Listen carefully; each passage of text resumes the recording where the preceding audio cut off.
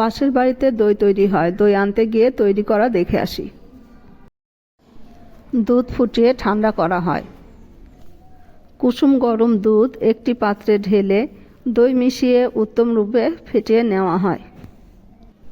1 litre দুধে 2 table চামচ পরিমাণ দই যোগ করা হয়।